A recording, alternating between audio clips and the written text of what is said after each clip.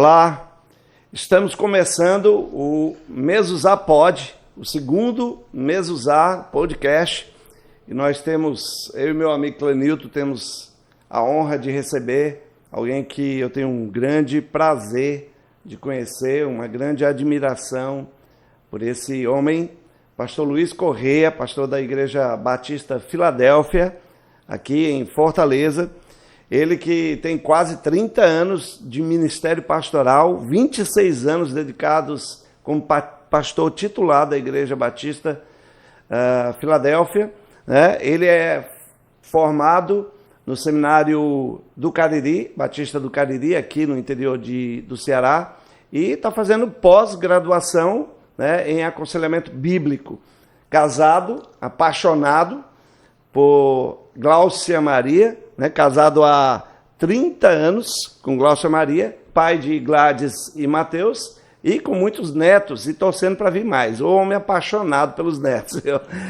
Então, é um grande prazer tê-lo aqui, até porque ele é um homem apaixonado, e essa palavra parece que faz parte da vida dele, apaixonado pela palavra de Deus, que é algo bastante relevante nesses últimos dias, e apaixonado pelo púlpito, pela pregação, e pela Igreja de Cristo. Então, é uma grande honra, pastor, ter o senhor aqui, e podemos bater esse papo, né, descontraído, e de repente que Deus possa nos ajudar a abençoar muitas pessoas no país. Eu que me sinto honrado poder estar aqui com vocês, irmãos, para poder conversar um pouco da história, a história que o Senhor tem feito em minha vida, né, e de uma forma ou de outra abençoar os irmãos através desse podcast. Excelente. Então a gente vai para a vinheta e depois a gente volta conversando aqui com o pastor Luiz Correia.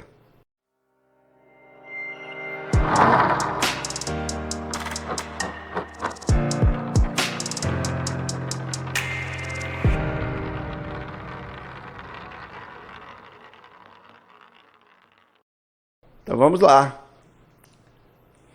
Ok. São 29 anos, pastor. Na verdade, é de 92, né? Eu vou fazer 32 anos. 32, tem mais 32. tempo do que o que sabíamos, né? Previamente. Verdade, Bom saber disso. E temos aí uma trajetória de inspiração, paixão por aquilo que faz. E qual o segredo? Olha, irmão, boa pergunta, né? Como as perguntas aqui são assim, meio a queima-roupa. Eu acho que em tudo é a graça de Deus, né? A graça de Deus. Inclusive, essa é uma palavra que eu tenho como muito preciosa. Eu, inclusive, digo que se fosse resumir as Escrituras em uma só palavra, eu diria que essa caberia como uma palavra que sintetiza toda a Escritura, né? Graça. Então, eu atribuo a graça de Deus. O Senhor foi misericórdia comigo, me chamando e me capacitando e me sustentando ao longo desses anos para servir a igreja do Senhor, né? Então, talvez o segredo seja esse, né? Essa graça que tomou de conta no meu coração e abundou e tem abundado, e eu sou muito grato por isso, muito mesmo. Legal demais. Eu estou lembrando de uma música que muito antiga, da nossa época, né? Quando eu terminar esta vida e lá no céu eu chegar, haverá uma multidão de irmãos esperando para me abraçar e perguntarão a uma voz, voltados para mim: conta-nos como você, irmão, venceu e chegou aqui. E falarei, cantarei, né? E ele diz, foi graça, né?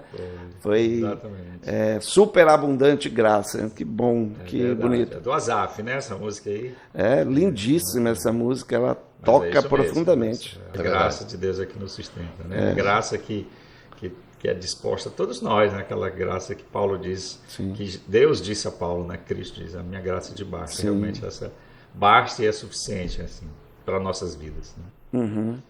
Então, graça de estar no ministério e uma graça certamente também de estar casado há tanto tempo, né? 3 décadas, né? Com Gláucia Maria, né? Que conte aí o segredo disso, quando a gente vê tantos casamentos terminando e com tantos problemas. Verdade. Você falou uma palavra aí, Wagner, que falou de paixão. De fato, essa palavra é uma outra palavra ao lado da graça, né? Essa paixão pela igreja, pelo evangelho e pela minha esposa, né? Então eu sou também muito grato, porque foi a graça de Deus. Depois da salvação, e que veio através de Jesus Cristo, certamente a maior bênção que eu tive na minha vida foi a minha esposa, né? Aquela companheira semelhante, né? À igreja, assim como eu tenho 32 anos de ordenação, eu também tenho 32 anos de casamento, de matrimônio. E ela realmente faz toda a diferença, fez e está fazendo, né? Então... É a graça de ter a Gláucia. É verdade. Eu até brinco, às vezes, quando estou cantando aí, a palavra graça, né? A gente canta muito na igreja, eu mudo assim aqui para nós, Gláucia, né? Então, ela é o fator assim preponderante. O pessoal diz assim, por trás de um grande homem, né? Tem assim, uma mulher. Aí, na verdade, é ao lado, na frente, atrás, né, em todos os lugares, porque ela é um esteio, um suporte, e tem compartilhado comigo esse desafio de ministerial, né? Abriu mão também de sua vida, porque se fala, né, da figura do pastor, se reconhece, dá os devidos tributos e tal.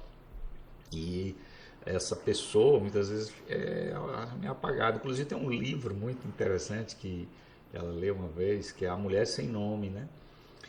Que é exatamente essa figura da esposa do pastor, porque a pessoa vai apresentar e diz assim, aqui é o pastor Luiz, aqui é a esposa dele. A mulher do pastor. É a mulher do pastor, né?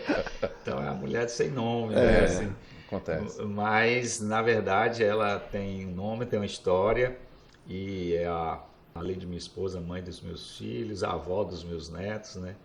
E tem sido essa companheira leal, fiel, né? Que Deus me abençoou, né? Me dado assim como presente para eu viver essa história assim de vida com ela, né? Marcante. Pastor Luiz Corrêa, são muitos anos de ministério, também de lar, o tempo é coincidente, né?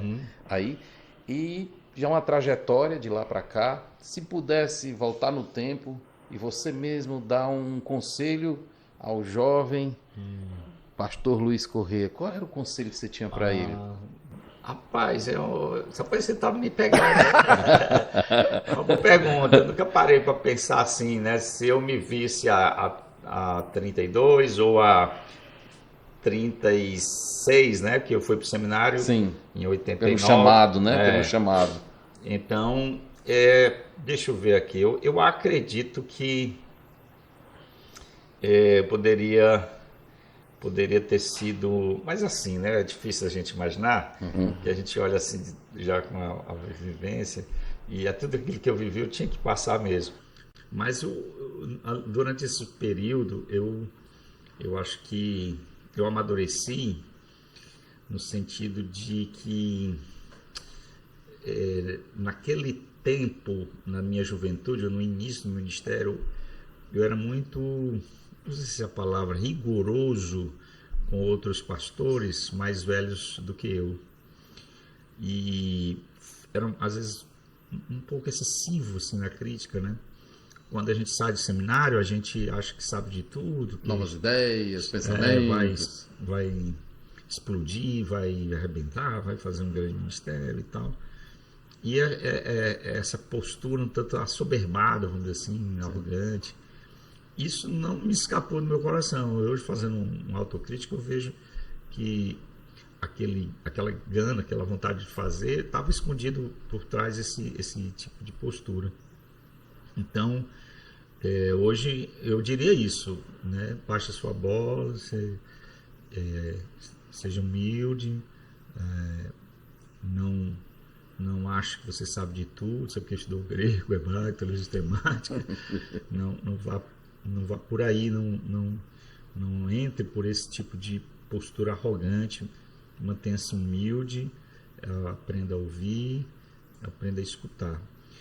Então eu acho que esse seria um bom conselho, né, de humildade. E humildade não só para quem é jovem, lá nos primórdios do ministério, né, seria o conselho que eu daria, mas para quem também já está no ministério há mais tempo como eu, porque é um risco, né? Constante. Assim como o jovem acha que sabe todas as coisas e já tem toda a resposta e é arrogante, aquele que já viveu e amadureceu como, em parte como eu, também pode cair nesse erro, né? De arrogância, de já sei, já vivi, Sim. já tenho as coisas. As pessoas sabem, por exemplo, que eu tenho desenvolvido muitos novos pastores, né? Esse é um anseio meu. Eu disse de público que antes de morrer eu queria ordenar 50 pastores para o Santo Ministério. Desafio. Desafio meu que eu coloquei no meu coração, plantar igreja e levantar obreiros. Então, vários, o irmão Wagner sabe disso, né, que tem pastores novos. Então, muitas pessoas chegam para mim e aí dizem assim, Deus, deve ser maravilhoso estar ao lado, como esses jovens pastores aprendendo com o Senhor, né, e tal. E eu sempre costumo dizer, sim, claro que não vou ficar com falsa humildade aqui dizendo que não tenho que ensinar, mas há uma relação também de troca, porque eu também aprendo com eles. Sim. Eu acho que esse é um problema dos pastores mais maduros. Eles se acham acima de tudo, de todas as coisas, né? Porque já viveram, já passaram. E olham de cima para baixo essas pessoas.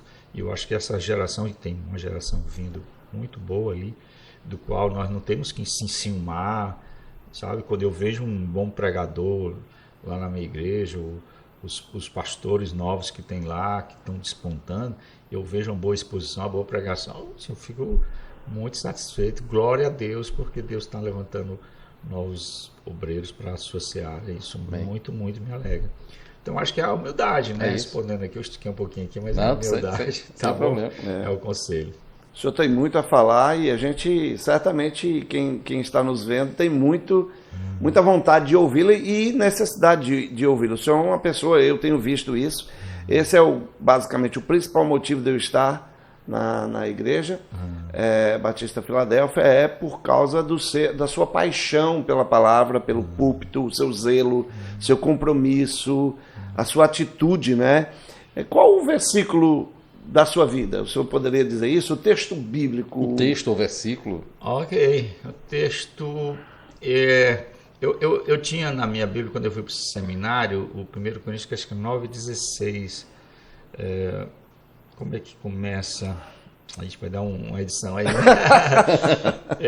Se proclamo, se prego, se anuncio o evangelho, não tenho que me gloriar, porque sobre mim pesa essa obrigação, porque ai de mim se não pregar o evangelho. Então eu tinha esse versículo como guia, né? Também gosto de Isaías 41:10, que não temas porque eu sou contigo, não te assombres porque eu sou teu Deus, eu te sustento, eu te seguro com a minha destra fiel. Então são os dois textos do Antigo e Novo Testamento que trazem esse suporte, esse conforto para a minha vida, como um guia, né, para a minha vida. Gosto tanto de Isaías como de Paulo ali, né? Muito bem. Pastor, existe, você detecta nesse momento algum grande desafio para a sua vida como pastor diante do que nós estamos vivendo, a atual conjuntura, mundo mal, mas tem algo algum desafio especial que você está vendo, ou mais de um até, pode ser também, se você tiver algo aí no seu radar, conta para nós.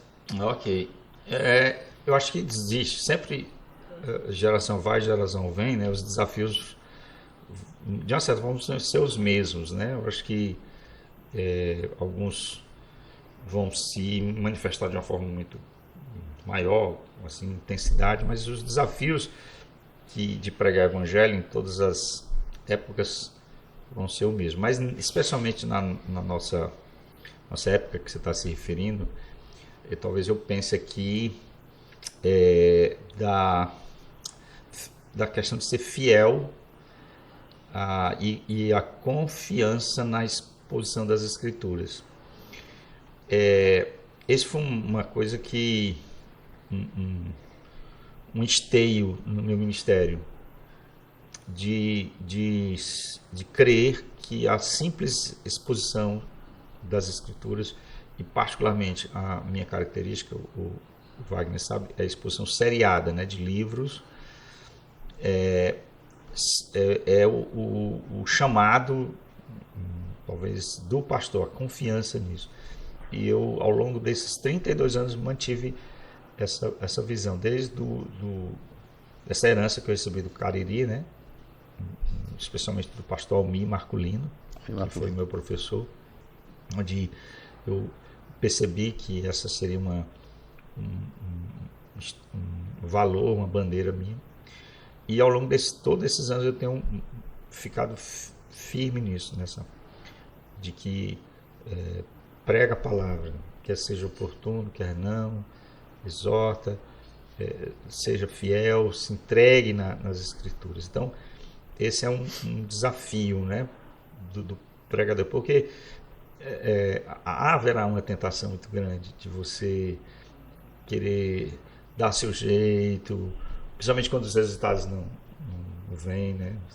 Você chega um momento, poxa, eu estou pregando e de repente aquilo que eu gostaria de acontecer não tá. Será dá um jeitinho, vamos fazer alguma coisa assim. Sim. Então esse é um desafio de se manter fiel à pregação das Escrituras Sagradas, à exposição, que eu acho que o púlpito, eu vou falar alguma coisa aqui puxando sardinha para o meu lado, né? O púlpito governa o mundo, né? Então, quando o púlpito é sadio, quando Deus fala, né, através do púlpito, ele está abençoando a igreja, está abençoando o mundo, né? A verdade dele está sendo proclamada, porque a esperança para o Brasil, para o mundo, é a igreja, tá certo? Não, pastor, não é a igreja está... Eu creio ainda, né? Eu creio que a igreja do Senhor Jesus é a esperança, respeitando todas as instituições humanas, políticas, educacionais, até mesmo a família, mas a igreja que vai trazer esperança através da fidelidade da palavra de Deus. Então, esse eu acho que é o grande desafio. Eu acho que existe outros, mas eu acho que isso é preponderante. O principal.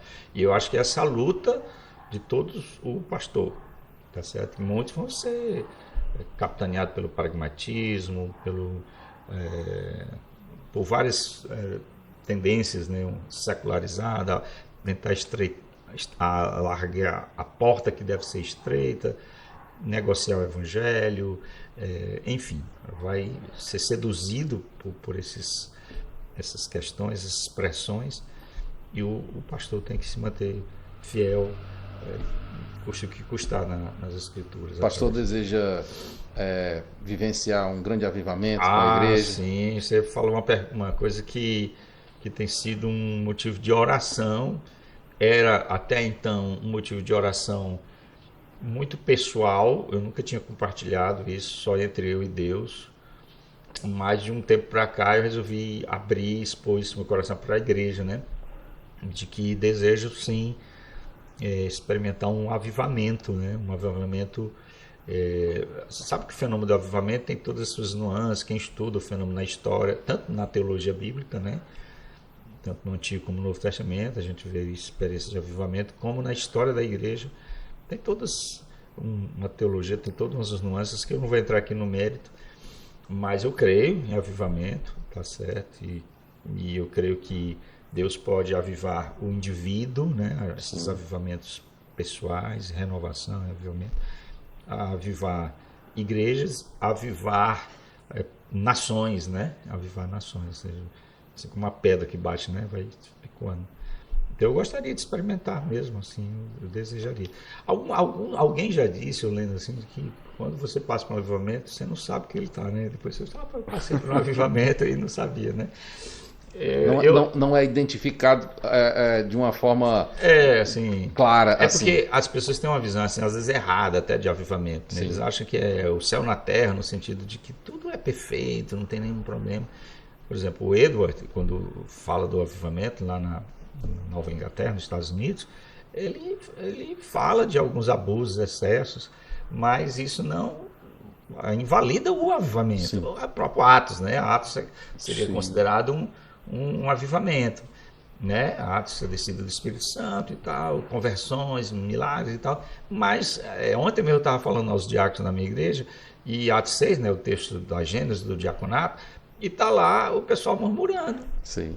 Né? Quer dizer, avivamento não tem murmuração, tá lá o pessoal reclamando das viúvas. É um avivamento de pecadores, né? Atos 5, né? O Ananias e Safira. Então a gente tem que ter cuidado para a gente não poder colocar visões assim romantizadas de avivamento. Sim. E esperar algumas coisas que na verdade muitas vezes não são. Avivamento entre pecadores. O pecador vai estar lá, né? Vai estar lá. Mas eu quero experimentar, viver essa questão na minha vida aqui ainda, vendo em minha igreja, né? Algo desse tipo, né? Eu tenho é como se fosse o cantar ao Senhor aqui, cantar ao Senhor. Lembra da música? Enquanto o Salvador não vem. Enquanto o avivamento não vem, me diga aí, qual foi nessas 3 décadas um momento muito especial, um momento assim glorioso no seu pastoreio, na vida da igreja, um momento que marcou, que foi assim... Olha, um ponto especial na vida da igreja.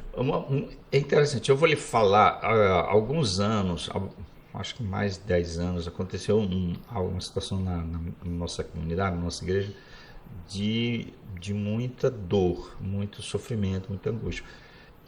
Passei por uma provação ministerial, do qual até pensei que não escaparia. Eu tenho dito que na minha vida eu só fiz 3 votos. Eu sempre gosto de dizer isso, 3 votos.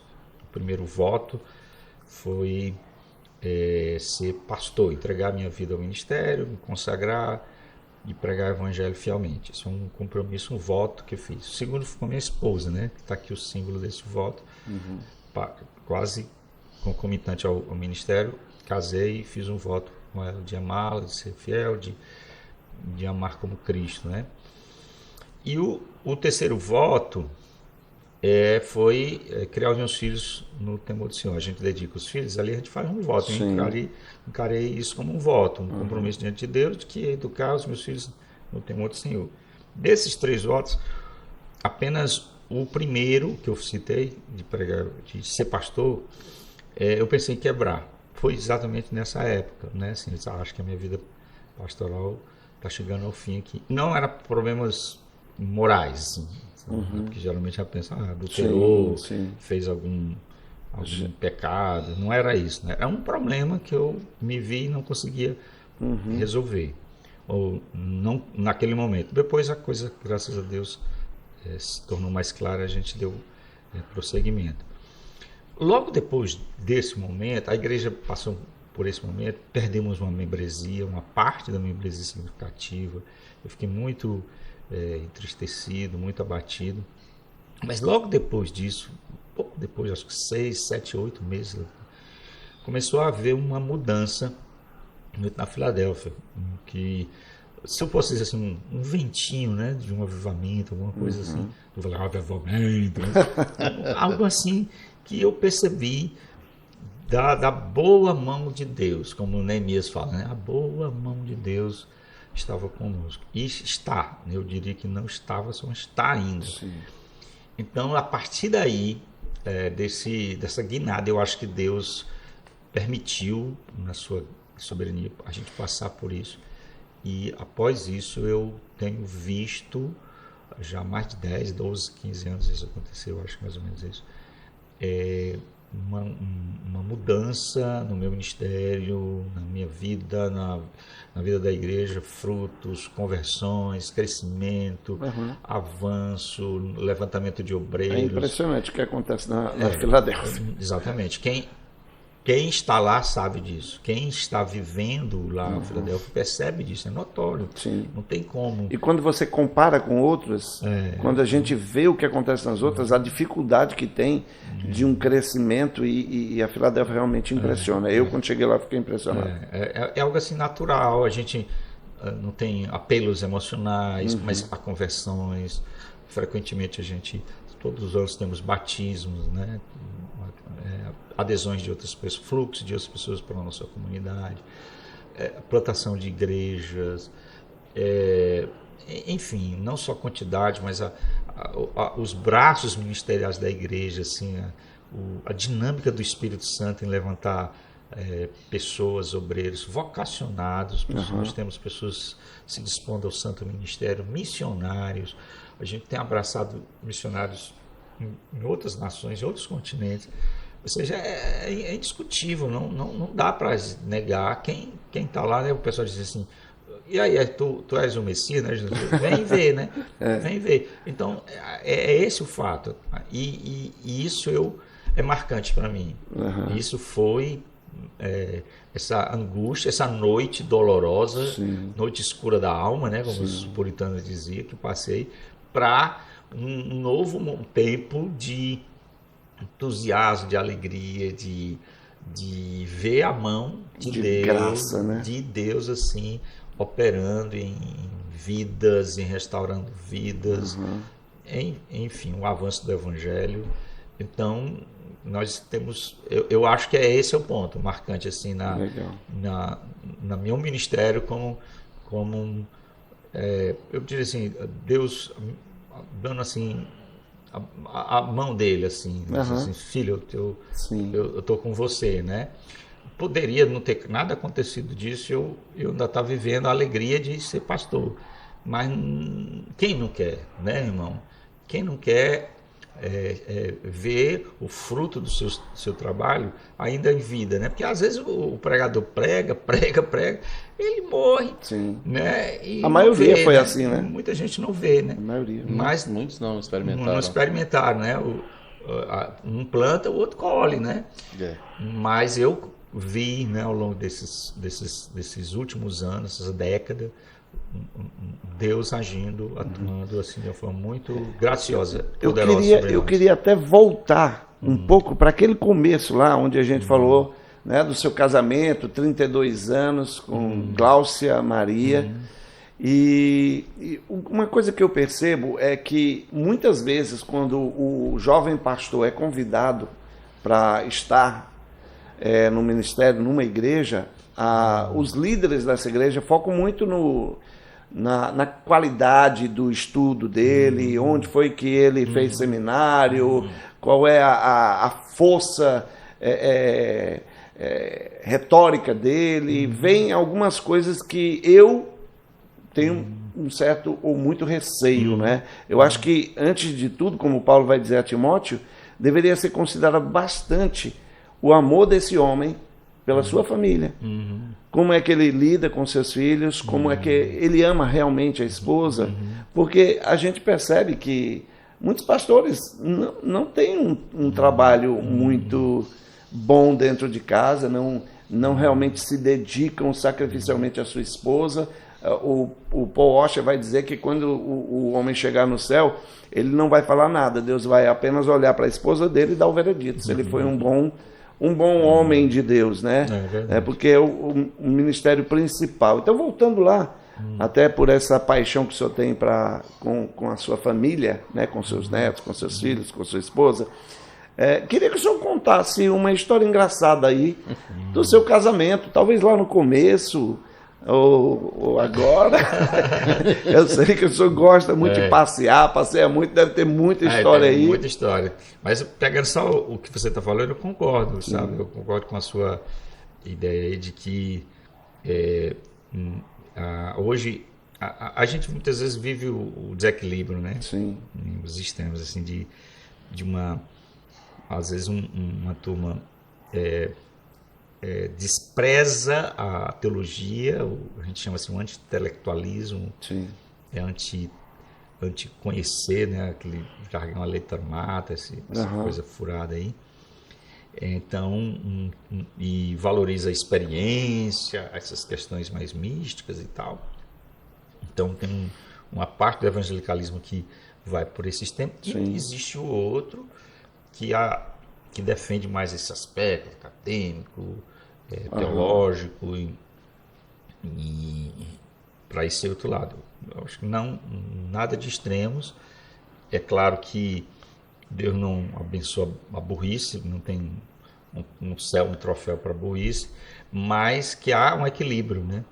E que eu já vi um dado, Wagner, que é os grandes servos de Deus que se formaram no ministério e que produziram mais frutos, paradoxalmente, não foram as grandes celebridades intelectuais que saíram de lá. Entendeu? Foram os mais simples.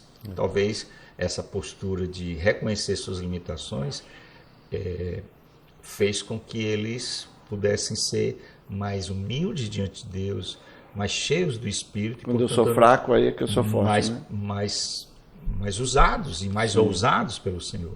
Isso é fato, né? Isso é fato. A soberba parece a ruína, né? Sim.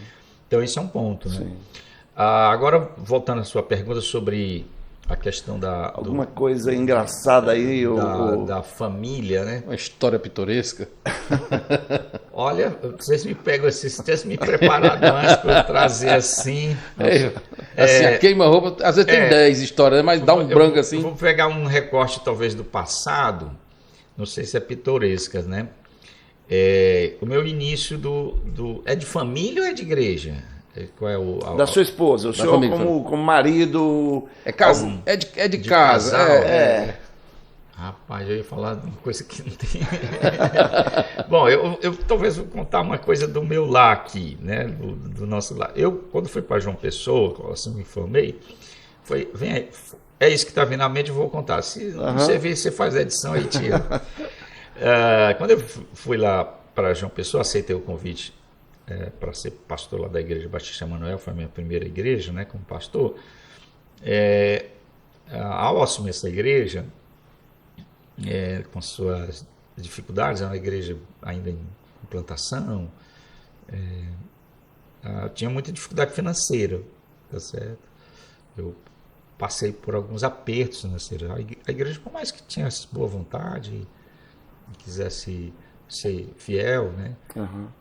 Ela realmente faltava os recursos, assim, de tal forma que eu e ela, a gente teve que dar o jeito, né?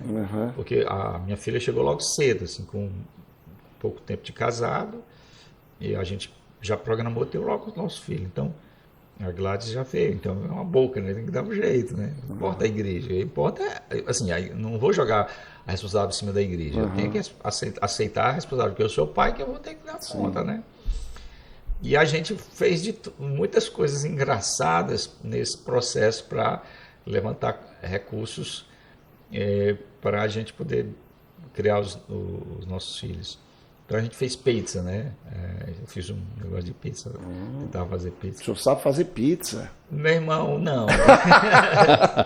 Não deu para definir lá, como um talento, não, né, pastor? Eu fazia lá e botava a placa, pintava pizza aqui, mas eram horrorosas as pizzas. Mesmo?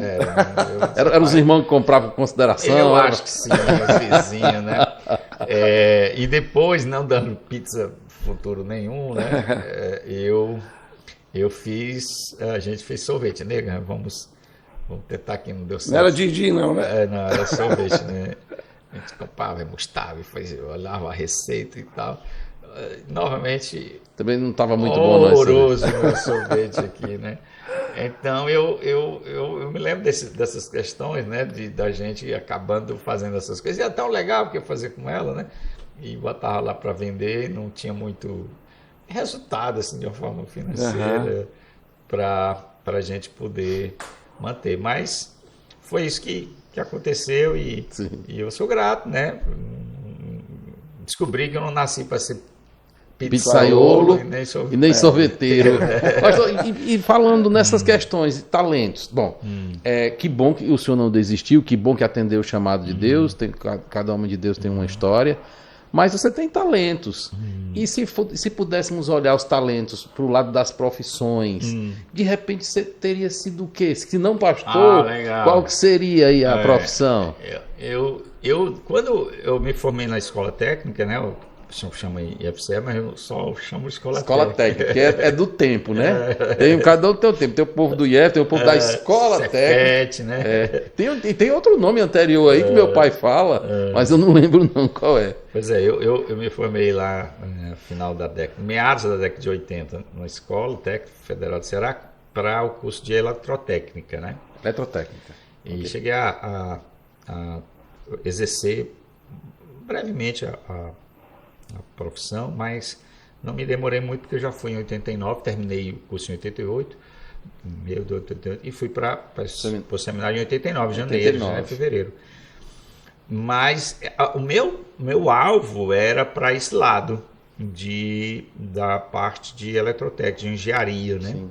Que eu gosto muito de matemática, gosto muito de física, ciências exatas, assim, eu sempre fui muito estudante, muito aplicado, gostava muito e me via nesse caminho da área dessa parte de eletrotécnica, engenharia eletrônica. Um pouco na área das exatas aí, né? Também gostava muito de ensinar, né? Sim. Então, talvez o magistério, assim, o ensino, talvez pudesse ser atraído. Mas hoje, sabe uma coisa, eu já que falei aqui de sorvete, de pizza. Uma das atividades assim que eu faço, que eu gosto, mas para mim um prazer cozinhar.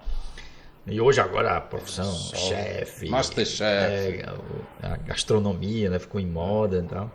Mas eu acho aquilo ali uma arte assim muito muito bonita, muito bela assim, de temperar sabores, né, odores, essas questões, gostos. Sim. Eu gosto demais. Hoje, né, seria assim com a terapia é legal, assim, eu faço assim, gosto dessa atividade, assim, eu acho muito bom. O senhor tem algum talento assim escondido, alguma coisa que o senhor sabe fazer que ninguém da igreja... Eu não sabia que o senhor gostava de cozinhar. Eu sei que o senhor toca muito bem, né? Canta. Canta e... Tem um cantor também aí? Rapaz, ele quando chega aqui, ele pega o violão e passa muito tempo aqui louvando. Nas artes. No campo das artes, pastor. No campo das artes aqui agora, né? Parece que tem alguma coisa por aí, né? O senhor tem algum talento escondido aí? Sabe tocar gaita? Não. Violino? Eu só aprendi a tocar o violão por causa de uma necessidade, né? Sim. Eu percebi lá na igreja, lá em Filadélfia, que eu me converti na escola técnica através de um servo de Deus chamado Tomé Bezerra, que me compartilhou, um colega de sala, que gosta do evangelho, e fui me congregar na igreja que hoje eu sou pastor, né? Isso é uma coisa muito peculiar. Fui lá e entrei na membresia e servi por anos na Filadélfia. E quando eu cheguei lá na Filadélfia, não tinha nada, era tudo a capela. Entendeu? As músicas eram cantar a capela. Então, vendo a necessidade, eu comprei um violão e fui autodidato, aprendendo. Comprando aqueles cadernos de cifra, né? Eu me lembro disso, dos corinhos, né? Fazendo ré e tal. E fui desenvolvendo, mas foi apenas para aquele propósito. Nunca desenvolvi, nunca coloquei assim muito, porque eu disse, eu vou usar isso aqui, eu acho que isso aqui basta. Tá entendendo? Não desenvolvi. Como bom dispenseiro, né? Na necessidade. E me foi muito útil, irmão. Interessante, porque depois, quando eu fui, por exemplo, para o interior, que na época do seminário a gente cuidava das congregações lá, então eu usava isso, porque às vezes as congregações eram muito carentes. São carentes e muitas continuam assim, então, carecendo. Eu fazia de tudo, né? Dirigia, tocava, pregava, tirava oferta, era tudo, né? Tinha essa coisa por causa da necessidade, então foi útil demais. Quando eu fui lá no meu ministério, usei muito esse recurso, mas eu acho que é só esse, assim, eu gosto de tocar, sou animado para tocar, né? O senhor faz poesia? Eu fiz algumas. O senhor é bom na escrita, o senhor falou nas exatas, mas o senhor gosta de literatura? Eu gosto de música clássica, eu gosto muito, assim. Todo dia, irmão, eu escuto música clássica. Minha esposa é testemunha. Eu amo bar não é bar. Johann Sebastian Tem um H mudo aí pelo meio. Certo. Mozart, Vivaldi. Eu acho aquilo ali espetacular. Tá entendendo? Com todo respeito o pessoal fala que as pirâmides são uma coisa assim fora do normal, pois aquilo ali é fora do normal, né? Música clássica, principalmente para nós nesses dias de música tão... Então eu gosto demais de admirar a música. Música, né? Tem uma coisa que não é música. No caso, música erudita. Pastor, nesse campo da admiração, aproveita e já diz qual é o prato preferido aí, que o senhor também gosta de cozinhar, então tem uma coisa que o senhor gosta de fazer. Bom, eu gosto de comidas regionais, assim, sabe? Eu aprecio. Um salmão com alcaparra. Que é isso, homem? Regional. É o que quando ele vem aqui, a Daniela é aqui e lá faz Mas, uma comida. Mas eu acho que é difícil dizer um prato que eu não gosto. Sim. Tá entendendo? Mas muito difícil, eu talvez não desconheça. Eu gosto de experimentar coisas novas, assim, Sim. de pratos exóticos, assim, eu gosto. Então tá valendo. Mas, Sarrabu e buchada. exatamente, o que você está falando, assim, eu aprecio muito essa culinária nossa regional, né? Eu gosto de comidas típicas nossas. Agora tem que ter cuidado, porque tem um luto com colesterol, né? Aí eu tenho que ter muito cuidado, mas eu não sei, de vez em quando eu visito, assim, uma panelada, uma buchada, assim. Vai aquele com aprecie com moderação. Né? Não é... Uma pergunta que certamente muita gente tem. Vai ter comida no céu, pastor? Ah, sim, vai, sim, irmão. Essas variedades que nós temos aqui, eu não sei, infinitamente mais. Tinha um maná aqui, né? Sempre tem um dilema, né, que o pessoal fala aí, a gente até brinca, né, porque falando de que não haverá morte, né, portanto a gente não poderia comer algum tipo de carne, né, mas não é problema para o Senhor, não, né? Essas Não é problema coisas, para o Senhor, não. Ele pode providenciar essas carnes sem morte. Pressupondo que não vai haver, né, nesse sentido. Sim. Mas tem, eu creio que tem, sim, irmãos. Inclusive, a minha visão escatológica é que muito que nós vamos viver é muito continuidade do que já temos vivido. Uhum. Entendeu? Há mais continuidade do que descontinuidade, no sentido de que a realidade eterna não vai ser tão absurdamente diferente do que estamos experimentando aqui na Terra, né? Afinal, eu acredito que o Apocalipse diz que a Nova Jerusalém desce à Terra e que o Senhor vai habitar aqui, né? Entre nós. Então, embora a gente sabe que o céu, hoje a gente vai para o céu depois da morte, mas o fim é aqui, né? Afinal, uma vida em comunhão com Cristo, uma vida abundante, é uma vida interessante de se viver. Estamos convivendo com a situação do pecado, mas em Cristo podemos viver uma vida feliz e, por que não, repetir isso de uma forma muito melhor ainda. O que ele deixa muito triste nesses... Paulo dizia ali, né? Estamos nos últimos dias. Então, eu costumo dizer que nós estamos nos últimos dias dos últimos dias. Nesses dias tão malignos, né, que a gente tem visto e se assustado, o que ele deixa mais triste em relação às igrejas que se dizem cristãs no Brasil? Eu vou voltar ao tema aqui, né, que eu falei da fidelidade do púlpito. Eu acho que é isso, né? Como eu creio que o bom pastoreio começa pelo púlpito, não é que é só o púlpito, é bom que se diga isso, né? Eu não sou ingênuo de acreditar que só e tão somente apenas a pregação fiel das Escrituras vai lidar com toda a dinâmica de uma igreja, tá certo? Existe, começa por ali, mas existe necessidade do aconselhamento, do pastoreio pessoalizado, né? Do cuidado, né? Que transcende o púlpito. O púlpito não alcança particularidades, às vezes, que só uma visita, um aconselhamento pode alcançar.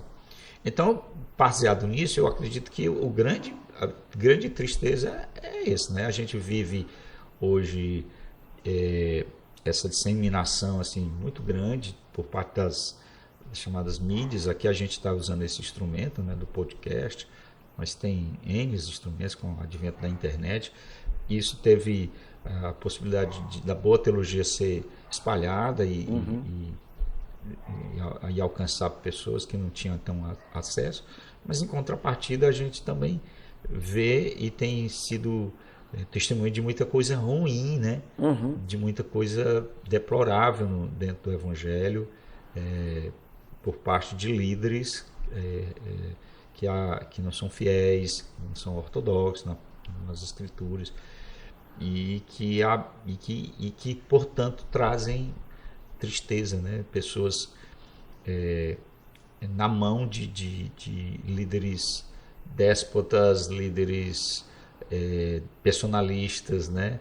Líderes sem caráter, né? Sem temor, Usam a igreja, né? Então, eu não estou dizendo que está todo mundo assim, eu estou dizendo que há uma parte significativa que a gente vê e que essas pessoas pregam um evangelho ruim, açucarado, diluído, e que trazem um mal muito grande para a igreja, né?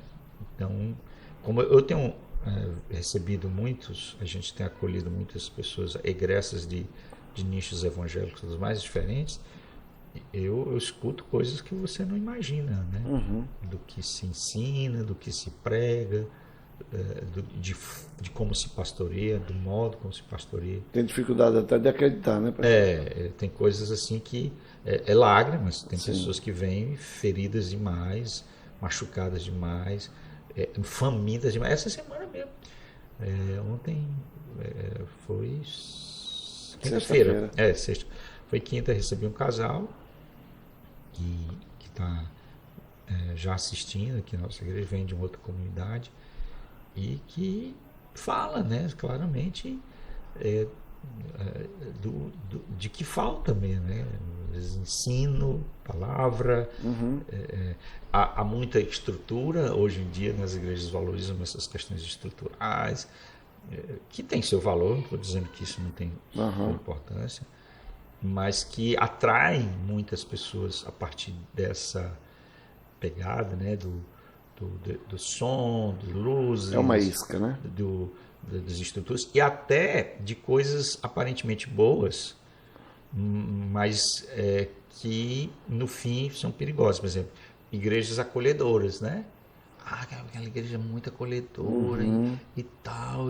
Tem muita atividade, tal, os casais participam de muitas bom coisas. E tal. Aí as pessoas são atraídas, inclusive a pessoa que veio, né? A esposa, é um casal, veio até com a filhinha. A esposa falou exatamente desse elemento, assim, de relacionamentos, de vínculos, né? Que não estou dizendo que isso não tem valor. Existem muitas igrejas ortodoxas de púlpitos zelosos, mas que ambientes cáusticos, ambientes não acolhedores. Assim, a pessoa entra na igreja e não sabe nem, tá entendendo? É mal recebidas e tal. Mas o contrário, né, de você ter uma igreja acolhedora e tal, mas aí você vem acolhido, se predispõe, e quando você vai ver, o ensino é ruim, algo que não é honesto com as escrituras e acaba matando, né, a fé da pessoa ou destruindo mesmo as pessoas. Então isso é muito sério, irmãos, muito sério. É tão sério que essas pessoas, segundo Tiago, vão receber maior juízo, né? Muito maior juízo. O peso que está sobre um líder, um pastor, as pessoas têm uma confiança, né? Têm um respeito, dão a sua confiabilidade, dão um crédito, né? E muitas vezes essas pessoas podem usar, e muitas vezes, algumas vezes usam, isso de uma forma desonesta, para se aproveitar dessas pessoas para os seus fins pessoais, para se locupletar, para se... nada tão longe disso da imagem do Evangelho. Eu terminei a exposição de 2 Coríntios, eu disse quando eu terminei, como essa carta fez impacto na minha vida. Eu não esperava, assim, quando a gente estuda uma carta para expor e pregar, né, a gente pensa isso vai ser uma bênção para a vida da igreja, isso vai abençoar os irmãos e de fato eu creio que abençoou. Sim. Mas talvez das cartas que eu preguei nos últimos anos, não foi ela que mais me impactou. E eu fui simplesmente humilhado, fui confrontado no meu coração de pastor com o coração de Paulo como pastor, né? Que homem, a gente precisa parar e ver esse coração. Sim, a gente precisa disso. Né? Impressiona. Pastor, impressionante. Na nossa trajetória aqui de hoje, né, eu já pude observar que nós falamos sobre, teve um ponto das lideranças, 50 lideranças, que o senhor quer ver acontecer pela graça de Deus. Passamos já pela questão da igreja, o avivamento. passamos agora também por questões que lidam com o coração de pessoas. Então, fizemos aqui um apanhado, passamos pelos vários aspectos. Bom, eu queria que o senhor deixasse aqui o alcance desse podcast, do nosso momento aqui, pelo mundo, e pelo Brasil e pelo mundo. E isso aqui é um momento para também registrar um desejo, um conselho. Então, também tem ali pessoas que são líderes, que estão em formação, estão nos vendo, tem membros de igreja, muitos sofridos, tem também pessoas que estão em igrejas que precisam e desejam também passar por um avivamento. Dê seus conselhos aqui para todas essas pessoas, tanto para as igrejas, para os que estão em formação, para as pessoas que estão aí aprendendo a palavra de Deus e às vezes também não estão tendo a oportunidade de estar provando de uma palavra às vezes saudável, enfim, deixe para elas, para todos esses grupos, os seus conselhos aqui, ou um conselho, um desejo, enfim. 2 horas aí. 2 horas de pregação agora para fechar. Vamos fechar ainda, tá cedo. Irmão, assim, eu creio que, vamos lá, tentar aqui ver se eu consigo juntar essas pontas aí, né? Eu creio que as pessoas que, vamos lá, os que estão começando, né? Os jovens pastores, que eu já dei esse conselho, reafirmo, sejam humildes, procurem ter paciência, né? As coisas não acontecem assim tão de uma forma imediata. Eu sempre acreditava, assim, ingenuamente, assim, que, eu vou pregar aqui e pronto, né? Não tem como dar errado e tal, e já contava assim com os resultados, assim, e esperava que as coisas acontecessem assim de uma forma muito rápida. Então, tenha paciência, escute os mais velhos, procure ser tutoriado. Essa semana eu fiquei surpreso que eu não sou muito de mídia, assim, eu não tenho muito participação, não tenho muito jeito, assim, Nem nós, né, Clemente? Nós estamos lutando aqui.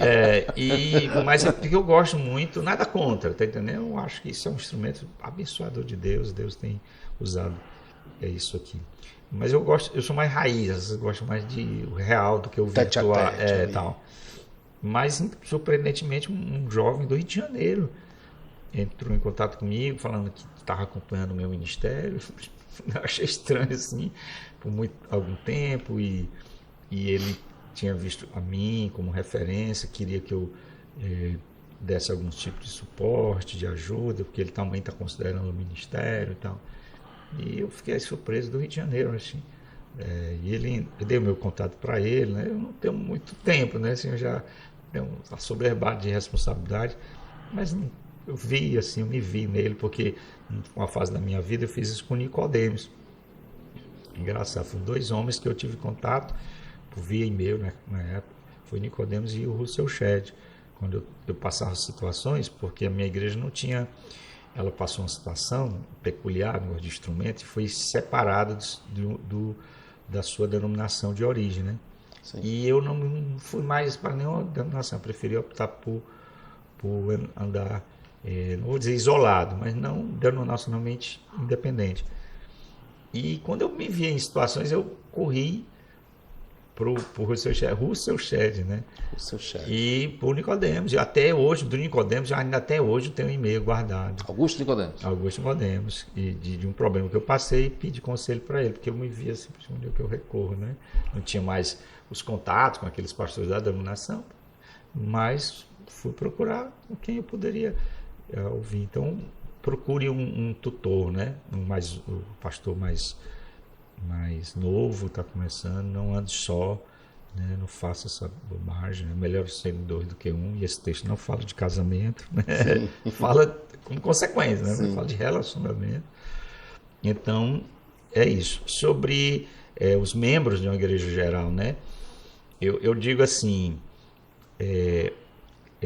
novamente, como o púlpito para mim é muito importante, avalie o seu pastor, né?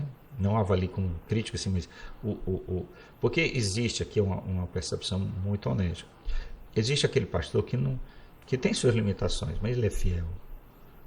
Não é um exegeta, não é um um expert, assim, não é Augusto Nicodemos, não é uma pessoa assim, um pai assim, na prédica, mas é um homem fiel, piedoso.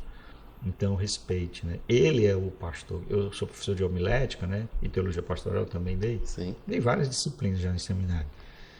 E eu sempre digo isso, né? Que a gente admira e tem que admirar os pastores mais antigos, os de renome, que tem seu valor, mas quem é pastor, que deve ser respeitado, amado, e que pastoreia a sua vida, e quem vai dar conta de sua vida, não é Piper, não é Augusto Nicodemo, não é Hernando Dias Lopes, não é esses nomes de renomes, né? A quem eu respeito, mas é esse pastor lá, que é fiel, que é honesto, que labuta, que zela. Então, respeite seu pastor, tenha paciência. Agora, claro, quando eu digo respeito seu pastor, no sentido de não ser ingênuo também, né? Porque dentro do movimento evangélico tem aquela coisa do tipo, não toques no seu ungido, para blindar o pastor, para ele poder pregar todo tipo de coisa, agir de uma forma errada, contra as escrituras, e ser blindado de qualquer crítica. Então não é esse tipo de coisa que eu estou dizendo. Claro que se você perceber na sua igreja que não tem como fazer, ajudar, e a visão está colidindo mesmo, né? Então procure outra comunidade. Sim. Não crie problema, não queira dividir a igreja. Não piorar, né? Não piora a situação. Não é esse o espírito cristão. Procure uma comunidade que se alinhe e vá servir lá. Então esse é um outro conselho para os membros. Eu dou isso. Bom, eu acho que excelente. Com Já certeza. estamos aqui com quase, talvez 1 hora, né? E eu queria, me diga aí como é que o senhor vê o seu primeiro dia no céu? Primeiro dia no céu? Quando o senhor chegar lá na glória, é que vai ser? Parece que tem comida, isso aí eu já entendi. Não sabemos se tem buchada e sarraboi. Mas estamos entendendo que vai comida ter, pela opinião do pastor. Tem comida. Teologicamente, a gente tem o texto lá de Jesus ressurreto, comendo peixe, né? Sim, vamos cear, né? Vai ter um banquete nas bodas do Cordeiro, né? Hei de comer convosco beber, né, convosco no reino. Então ele está falando de bebida, não vamos metaforizar aqui, né? Ele está olhando para a bebida. Graças a Deus, né? Então, tem um hino, um clássico, né? Que primeiro eu quero ver meu Salvador, né? Bem antes não é da minha época, não, ao redor. Há um hino clássico, antigão, né? Que fala disso, né? Que das primeiras coisas que a gente quer ver, né? Você vê é o Senhor, né? Partindo desse fato de que eu vou ao encontro dele, não, ele virá meu encontro, que é todo o ansejo ansejo de Paulo, né? Depois nós, os vivos, o que ficarmos, seremos arrebatados. Ele tinha a experiência de a esperança de não passar pela morte, mas se encontrar com o Senhor sem esse angústia da morte, né? Mas, se caso seja esse o destino meu aqui, de Senhor me levar, né? Primeiro, segundo a Bíblia, pelo menos se eu seguir o padrão, né, de Lucas 16, vou ser recebido pelos anjos, né? Foi o Lázaro lá, né? Diz que os anjos receberam ele, né? E então veio o Senhor, né? É claro que será uma experiência gloriosa e certamente os grandes homens de Deus. Se o meu pai na fé já estiver lá, né? Que foi o Tomé Bezerra, sempre eu falo isso, né? Eu vou...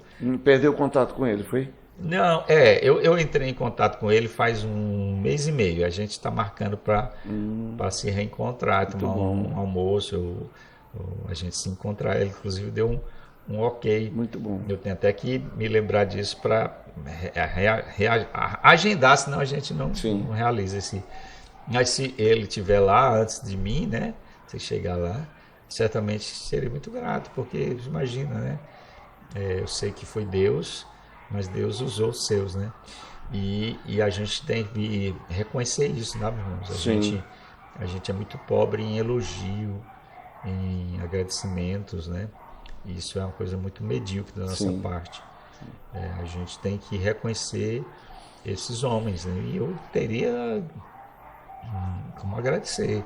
Foi a pessoa que teve paciência, né, que eu sou um calvinista, eu creio na soberania de Deus, mas creio que Deus usa os seus instrumentos, né?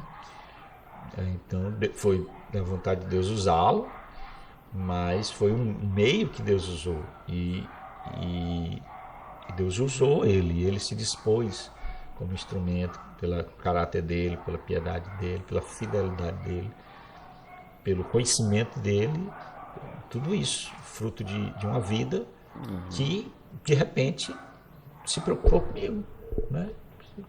Ele olhou para mim, Sim. viu a minha curiosidade e, a partir daí, por 1 ano e meio, me evangelizou. Então, certamente, é um abraço, né, que eu daria. Sim.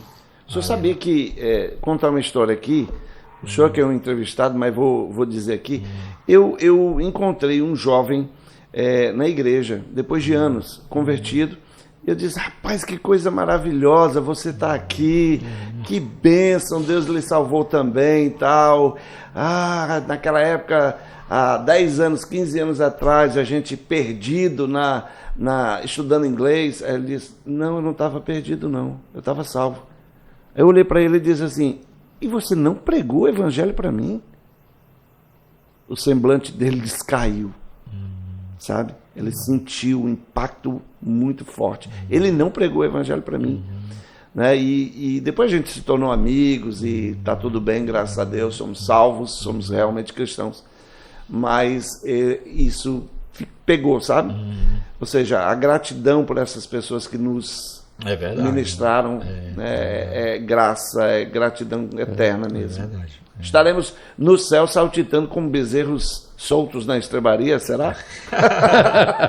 É verdade, a gente vai ter experiências assim inimagináveis, né? E só a experiência de não ser mais refém ou escravo ou dominado pelo pecado. Sim. A gente não é mais escravo, né? Eu entendo isso. Mas o pecado não está mais em nossa vida. Imagina a experiência gloriosa de tudo que você pensa, tudo que você fala e tudo que você faz, nunca macular, nunca ir contra o seu Senhor.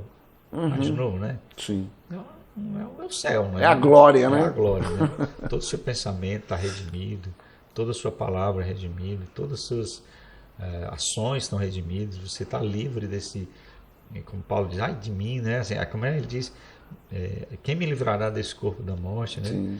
Então, essa luta de querer fazer o bem e não conseguir. Né? O salvo, ele vê isso como um céu mesmo, né? Essa redenção que a gente já antecipadamente sente, porque o Espírito Santo já nos dá o poder, né, de lutar contra a presença, né, do pecado,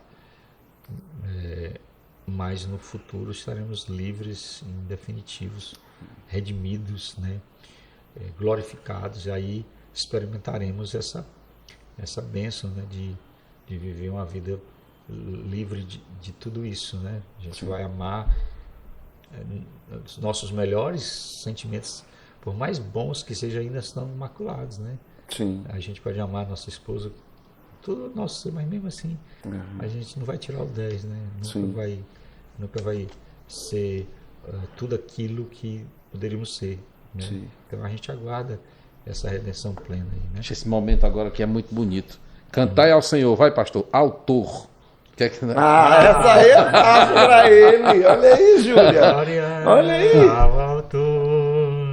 Da minha fé. A música que talvez ele mais gosta é essa. Todo final de ano tem que cantar essa música com toda a igreja dada as mãos, né? Dando as mãos. Paulo César. Essa aí foi fácil do mês exato. Se tivesse cantado o Senhor direto assim, tava bom demais. Ele me ajudou aí. Bota uma genealogia aí de Deuteronômio, de números aí, pra ver se ele... Muito bem, excelente. Vamos fazer um ping-pong? Vamos lá. Bate e responde, né? Ping-pong, bate e volta. A comida o senhor já falou, mas um livro, que não a Bíblia, claro. Peraí, ele não falou o prato não, o preferido o não. Prato? Não falou puxada, sarrabu e o pratos típicos. Não, ele não falou o preferido não. Não, então vai assim, lá. É aquele que diz assim, poxa, se agora eu pudesse comer, pá. Eu gosto de muitos pratos assim, mas se eu for para escolher um, eu gosto de sushi, eu gosto de sushi. Olha aí. Sushi é bom. Um livro. Hoje o pessoal mudou esse livro, o nome, não sei porquê, mas um livro que fez uma diferença muito grande na minha vida, Teologia da Alegria de John Piper, que hoje é Em Busca de Deus, né? Esse livro foi uma guinada na minha vida, assim. Eu conheci o Piper, né, através desse livro. E é engraçado, eu falei do Shedd, eu estava lendo um livro do Shedd, Russell Shedd, e nesse livro do Russell Shedd ele diz assim: eu fui impactado e isso mudou a minha visão, minha vida, através de um livro de John Piper, Teologia da Alegria. Aí eu disse assim: Quem é esse John Piper? O que pode impactar o seu Shedd? Porque todo mundo sabe, né? A filha dele, né, diz que nunca... Você só sabe que ele é pecador porque ele... A Bíblia diz, né? A filha dele deu o testemunho dele. Impressionante. Né? Só sabe que é pecador porque a Bíblia diz que todos pecaram, mas que ao longo da vida... Integridade daquele homem ao longo não da sua vê, história. né? Aí eu disse assim: como é que pode? Se o Russell Shedd foi impactado, deve ser um livraço.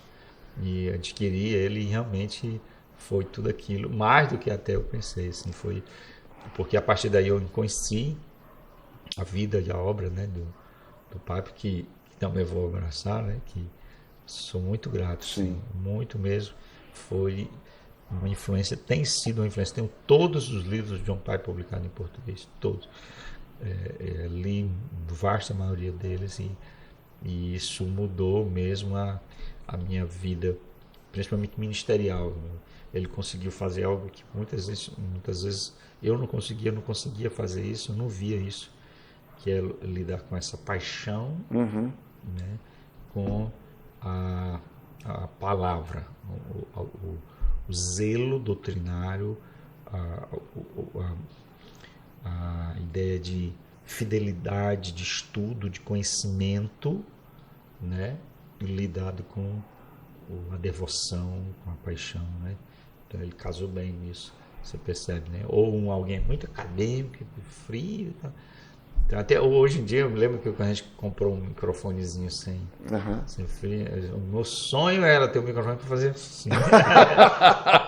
Aí tem até um memezinho que rola aí, né? Eu fazendo assim. Porque esses jovens são um perigo, né? Não nego, nunca neguei.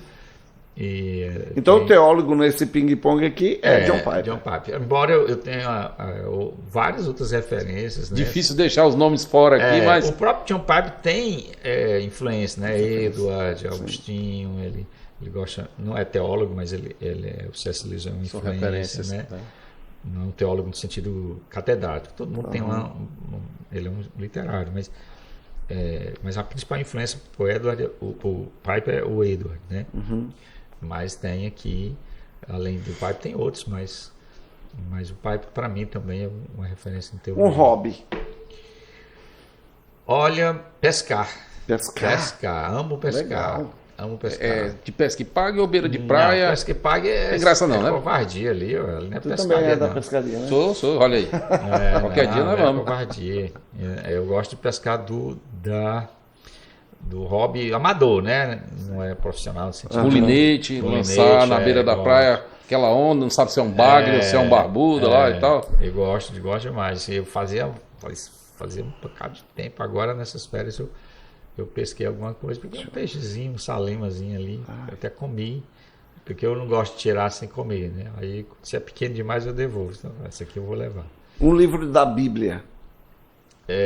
Um livro da Bíblia, Filipenses é meu livro preferido, embora existam cartas mais corpadas, romanas, Efésios, mas Filipenses foi o livro que, quando eu li as escrituras, foi assim que me feriu, assim, me apaixonou, né, pela mensagem, né, de Filipenses. Mas por fim, um time.